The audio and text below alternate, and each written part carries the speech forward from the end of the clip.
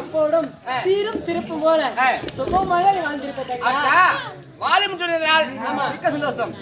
இருந்தாலும் ஒரு வார்த்தை சொல்லு.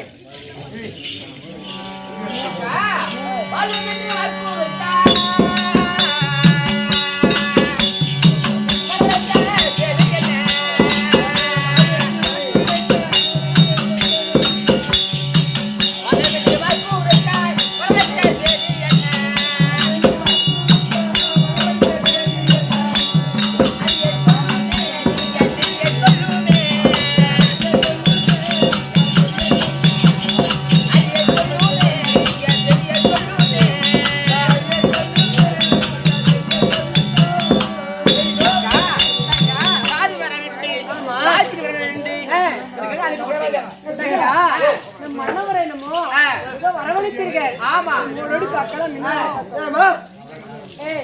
மன்னவர் இருக்காருடா. எங்கடா இருக்காரு? அவருது எப்படி இருக்கு சாமானம்? பையா இல்ல எங்க வீட்டுக்காரங்க போனியா? வீட்டுக்காரனா? எங்க வீட்டுக்காரங்க போனியா? உங்களை போனா கூட நான் இதுக்கு வீட்டுக்கார போய் நாடா போட போறேன். வீட்டுக்காரக்கா போயிட்டு வந்தியாடா? ஓ என்னடா தெளிவா சொல்லு. எங்க வீட்டுக்காருக்கா போயிட்டு வந்தியான்ற? வீட்டுக்காரக்காவா? இன்னும் என்ன போட்டு காய் பண்ணி எங்க மன்னவருக்காக நீ அறியாம மந்திரி இல்ல. ஐயோ போச்சா அதே போதும் முள்ள மாட்டிச்சு.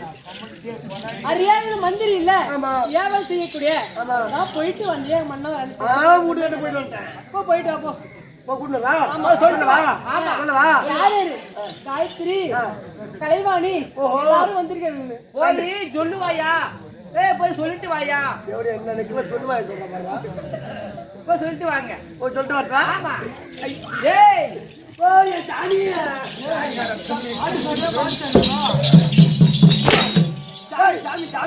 கலைவாணி காயத்ரி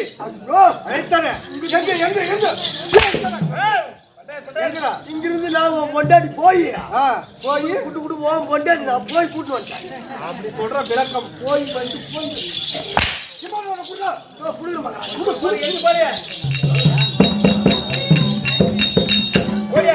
கலைவாணி காயத்ரி கலைவாணி காயத்ரி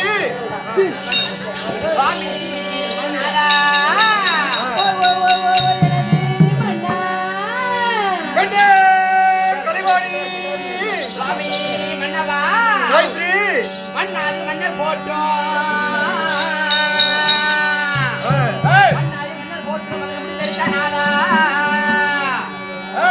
நாட்டுக்கு நல்லா வராம் வீட்டுக்கு யாட்டா பண்ணா பண்ணா ஒரு பதம் வந்தாடம்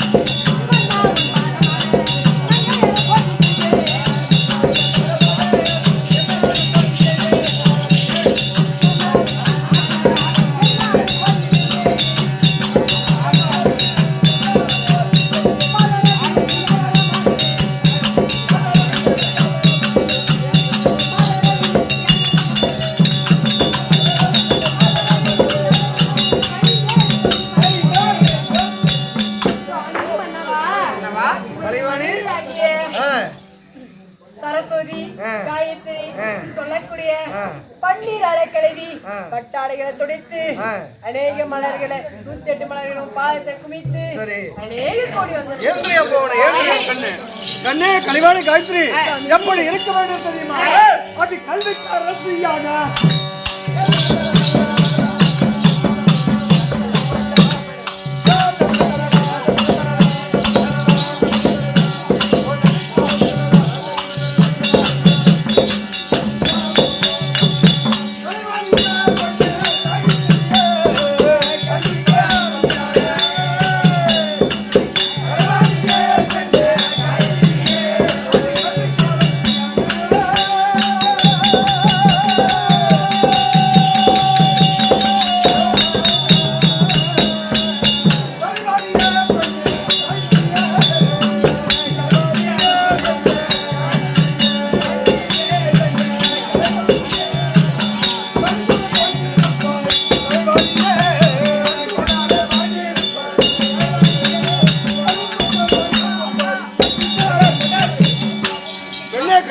காயத்ரி சுவாமி. சுகமாக வாழ வேண்டும் ஆசீர்வாதம். சுவாமி மன்னவா எப்படி? நான் ஒரு வார்த்தை எப்படி?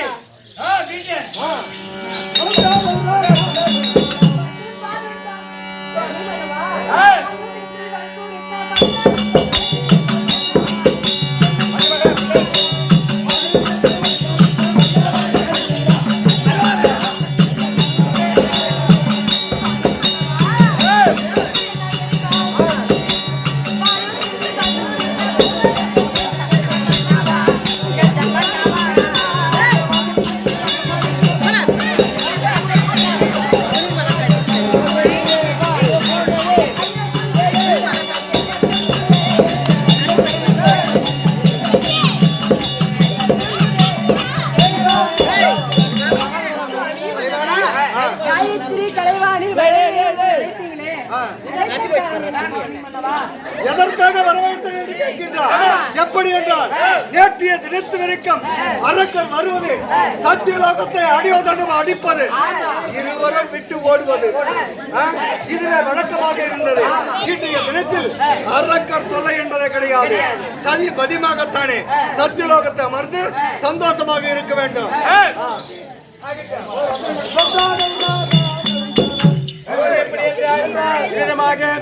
பிரம்மதேவனும் கலைவாணியும் நாரத மகாமுனிவர் தற்போது அன்னவரால் கதை தொடரும்.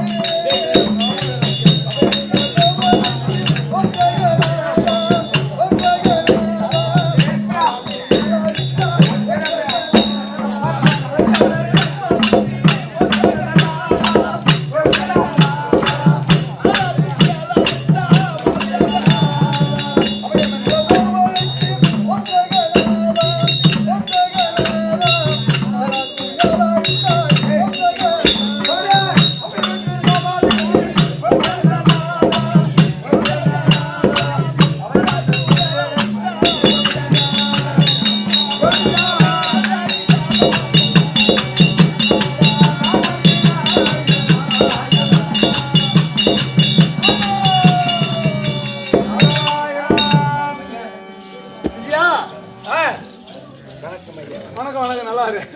சபை பார்த்தாயா? ஆமா ஐயா வாங்க ஐயா, வணக்கம் வணக்கம். நல்லா இரு நல்லா இரு. இவர் சிஷ்யா சக்கரான பாட்டிலே அவன் மூடி. சரி, அதுதான் கேட்டுக்கிறேன். இது வந்து எப்படின்னு சொன்னா அவங்க அவங்களுக்கு அவங்க எண்ணத்துல என்ன இருக்கிறதோ அந்த வார்த்தை எழுத. அப்படி என்றால் இன்றைக்கு யாரால் கூடப்பட்ட சபை? தெரியலையே மச்சான், உனக்கு என்ன தெரியுமா? டேய், ஆரோக்கியாபுரி ஆண்டவர் முடியாத மன்மதசாமிக்காக கூடப்பட்ட சபை. இந்த மன்மதனுக்காக. ஆமா. அப்படி இருந்தபோது இந்த மன்மதசாமிக்காக கூடப்பட்ட சபையிலே யார் யார் அமர்ந்திருக்கின்றார்கள்? யார மச்சான்? மாதா பிதா குரு தெய்வம். அதான் தெய்வம். டேய், நீ தெரிஞ்சது அவ்வளவுதான். மாதா பிதா குரு தெய்வம்னு சொன்னீங்க. இருந்தாலும் ஒரு நாளைக்கு போட்டு வச்சுட்டா அவங்களும் ஆட்டக்காரர் தான். ஆமாடா, அது எப்படி ஒரு நாளைக்கு போட்டு வச்சாலும். ஆமா. அதுவும் சாமந்திபுரம் நன்னகரத்தை சேர்ந்த 6 உயிர் திருவாளர்கள். அவங்க எல்லாம் பேரெல்லாம் நமக்கு தெரியாது, தெரிஞ்சாலும் சொல்லக்கூடாது. இருந்தாலும் ஒரு பேர் விட்டாலும் அதே தன்மை போல நமக்கு சின்னவரா இருக்கிறாரோ, சின்னவரா இருந்தாலும் திருவாளர் சங்கர் ஐயா பிஞ்சூர் அவரு ஒரு நாடகாரு. ஆமா, அவரு ஒரு நாளைக்கு. ஏன்னா மத்தவங்களை சொன்னா என் பேர் என்னுடைய வயசுக்கு அவர் பேரை சொல்ல நினைப்பாங்க. ஆனா அவர் நினைப்பாரா? நினைக்க மாட்டாரு. சரி, அப்படி இருந்த போது நாடகத்தை கண்டுகளிக்க வந்திருக்க முடியாது. அனைவருடைய வாதத்திற்கும் இதோ இந்த நல்ல நேரத்திலே பூமலர் வேலையிலே பொன்னான நாளையிலே ஆயம்பட்டை சேர்ந்த திருவாளர், அதாவது மதிப்பிற்கு மரியாதைக்குரிய எங்க சொந்தக்காரர், பேர் சொல்லக்கூடாது, மீனம்மா, அவருடைய வாதத்திற்கும் இதோ கருமாங்குளத்தை சார்ந்த 6 உயிர் நண்பர் பாய் பாய் நமக்காக இந்த சீன் செஞ்சு கொடுத்தாரு. ஆமா, இவரு. ஆமா, இந்த பாய். ஆமா, நமக்காக அப்படி பாலம்பட்டு நன்னகரத்தை சேர்ந்த ராம மகாபாரத காவியத்தை சில நாளாக நடத்தி வராங்க. அவருடைய வாதத்திற்கும் இன்னும் வெளியுறவு முடியாத ஒரு கோடி வணக்கம். அப்படி இருந்த போதிலும் இவ்வளவு நேரமாக நான் வந்திருக்கின்றேன். யார் என்று விளக்குகிறதா? ஒண்ணும் புரியல, புரியல.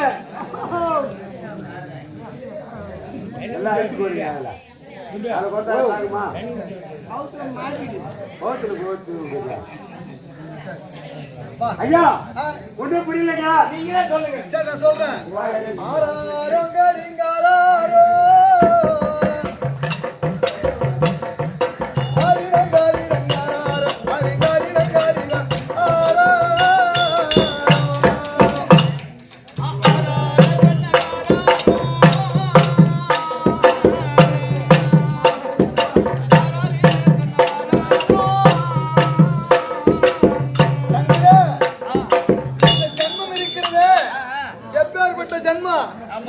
மாறி மாறி வரும் மாறிடா தேகம் மண்டலாலை அழிந்து போகும்.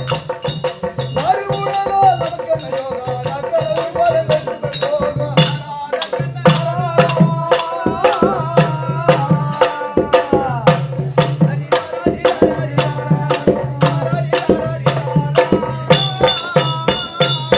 இந்த ஜன்மம் இருக்கிறது எத்தனை தின்னாலும் உருவாத கட்டை,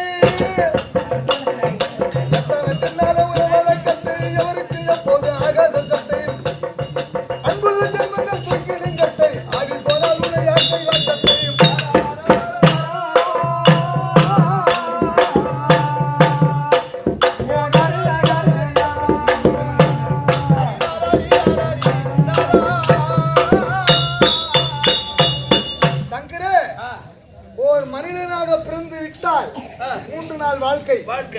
அப்படி அந்த 3 நாள் வாழ்க்கையா இருந்தாலும் அவருடைய ஒரு நாளைக்கு அவருடைய சுவாசிக்கக்கூடிய சுவாசம் எத்தனை?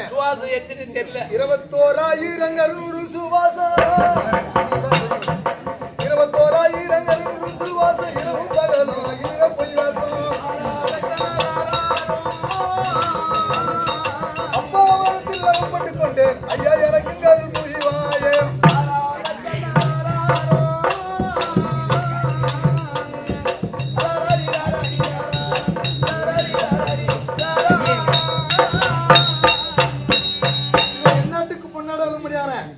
அண்டப்பட்ட நன்னகரத்தை சேர்ந்த 6 உயிர் நாடக பேராசான். அவர் தொடச்சு போட்ட துணி இருக்குது, நாடகம் ஆடிட்டு வேணா சொல்ல அந்த துணி தொடச்சு போட்ட துணி ஈடாக மாட்டேன் அப்பெல்லாம். அவருடைய பாதத்திற்கும் இந்த நல்ல நேரத்திலே காவேரி என்று சொல்ல முடியாத நண்பர், நான் அவர் எனக்கு சிசிய, நான் இந்த ஊர்ல நாடகம் கற்றுக் கொடுத்தேன். எவ்வளவு கொடுத்தாருன்னு சொல்லிட்டா நீ கூட ஒரு சீசன் ஒரு ரவுண்ட் நீ கொடு. ஐயா சொல்லுங்க இவ்வளவு மாட்டு வைக்கிறீங்க இந்த ஊக்கு வைட்டா இருக்கும் டேய் இருடா அப்புறம் தர்றேன். அப்படி காவேரி என்று சொல்ல முடியாத நான் கத்து கொடுத்த நாடகத்தை துரியோதன வேஷம் ஆடினார். ஓஹோ ஆமா ஆமா அவருக்காக இந்த நல்ல நேரத்திலே அவர் செய்யக்கூடிய தொழிலும் இருக்கும்படியான பாமர மக்கள் எல்லாம் மென்மேல் வளர வேண்டும் என்று அம்மனை பிரார்த்தனை சுபோஜியம் இருந்தாலும் நான் விளக்கம் போடா. சுத்தமா போயிட்டு அப்படி யாரு டேய்?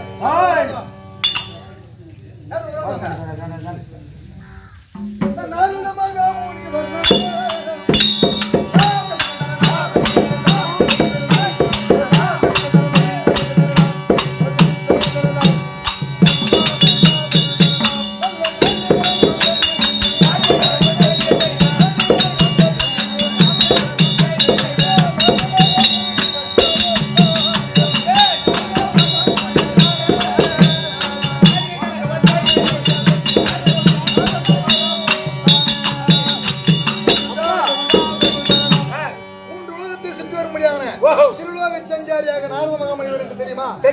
தட்டுவாடி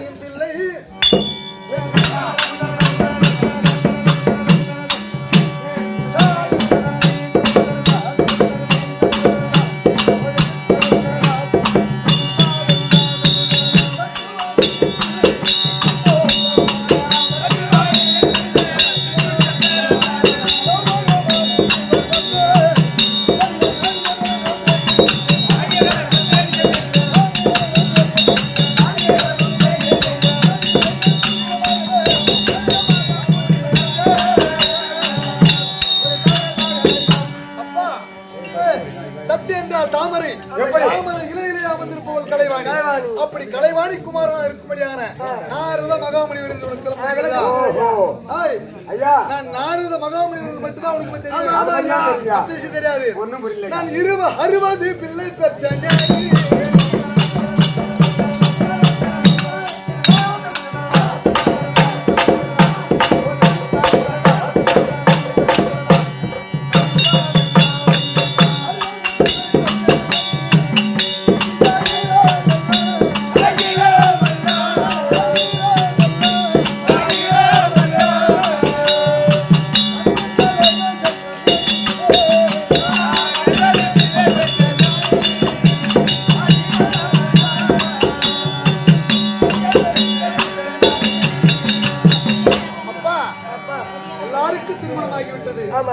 நமக்கு எனக்கு ஒரு ஆசை இருக்காதா? இருக்க ஒரு டவுட் இருக்கு மகராஜ்.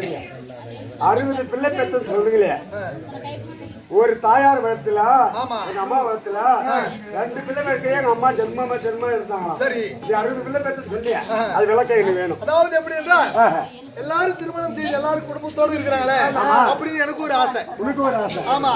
அப்படி ஆசையா இருந்தா யாருக்கிட்ட போய் சொன்னா நல்லா இதாகும். ஓஹோ, ஆமா, யாருக்கிட்ட போய் சொன்னால் இது விளக்கம் தீரும் அப்படின்னு சொல்லி என் தாத்தா இருக்கும்படியான மாலாய கண்ணனுக்கு எத்தனை பொண்டாட்டி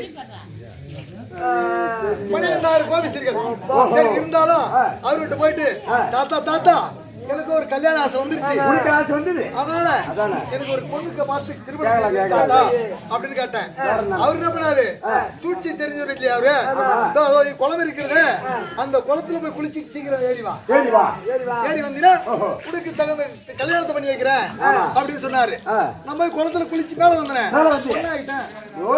நானு அப்படி பெண்ணாக ஆனவுடனே அந்த குளத்தினுடைய சாபம் என்னன்னு கேட்டா, ஆண்கள் சேர்ந்து குளித்தால் பெண்ணாகவும் பெண்கள் சேர்ந்து குளித்தால் ஆணாகவும் வர முடியாத சாபம். ஆமா. அப்படி குளித்து வந்த உடனே என்னை பார்த்த உடனே என் தாத்தாவுக்கு என்னாச்சு, எப்படி ஆச்சு, ஒரு அழகான பெண்ணா வரும்போது தாத்தாவுக்கு ஆசை.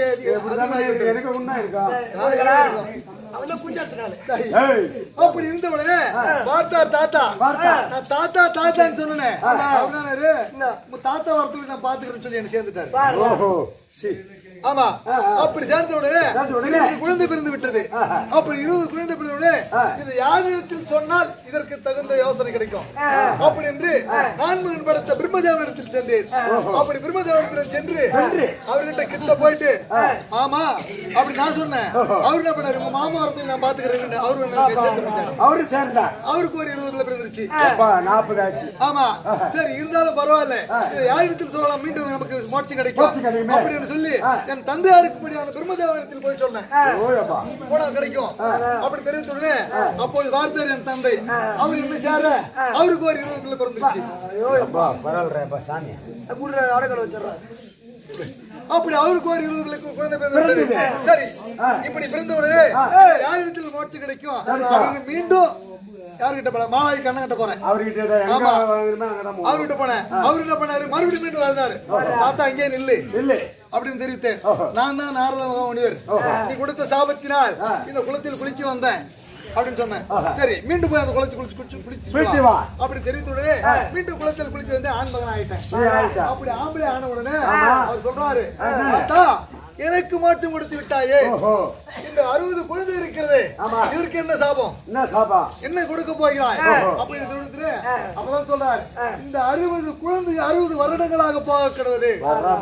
ஆமா அதாவது காலண்டர்ல வருஷம் ஒவ்வொரு வருஷமா வருது இல்லையா, மாசம் சித்திரை மாசம் மாசம் வருது இல்ல, அந்த வருஷங்களாக போகக்கூடிய சாபம் கொடுத்தார். சரி இருந்த போதிலும் பரவாயில்ல, இன்றைய தினத்தில் எனக்கு தக்கன் கொடுத்த சாபம்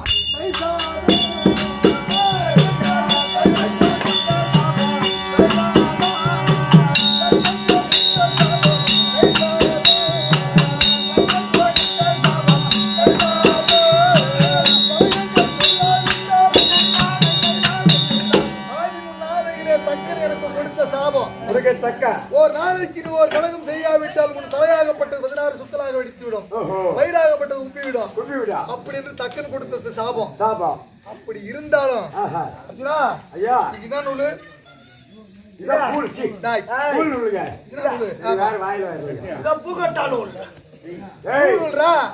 இந்த பூநூலு சாட்சியாக போய் சொல்ல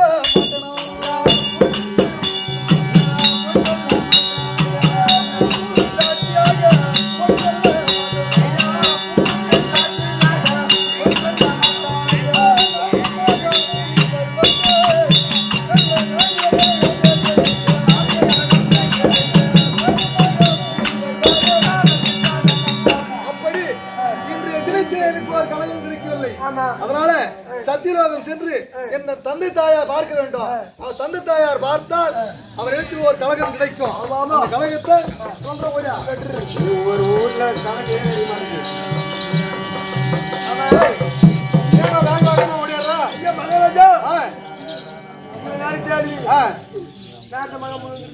நாரத வந்திருக்கானா, நாரதனை வாய் என்றாலும் கலகம், போய் என்றாலும் கலகம். சரி பெத்த பிள்ளையாச்சு, அப்படி வந்திருந்தா உங்க அப்பா அம்மா வரும்படி உத்தரவு.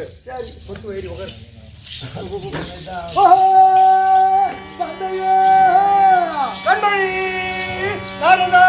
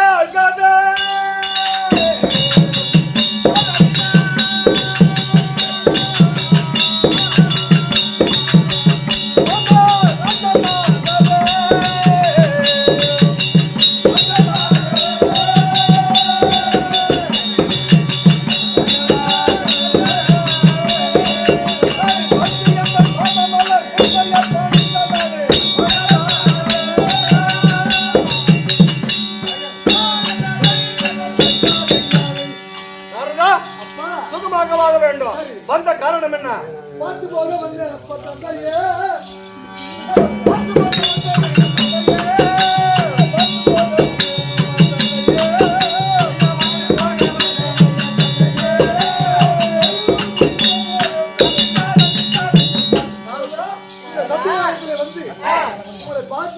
பார்த்துட்டு போலான்னு வந்தேன்.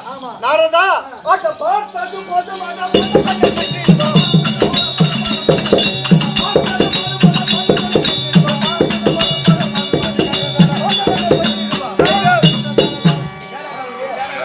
யாரு வீட்டுல கலகம் இங்க வந்து பார்த்துட்டு போலாம் கமலியாட்டி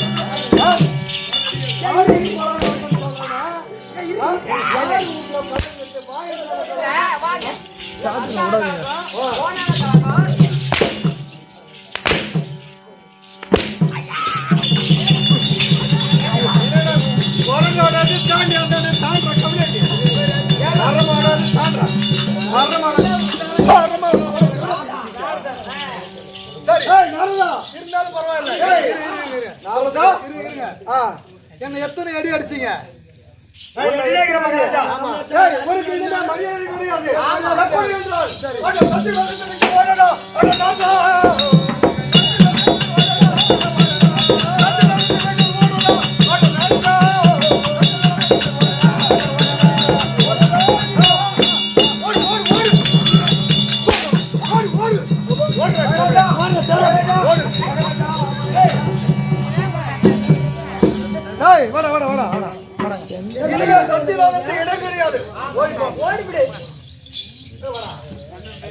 எப்படி என்றால் என்னை எத்தனை அடிச்சாங்களோ மகாராஜா என்னையா 108 அடி.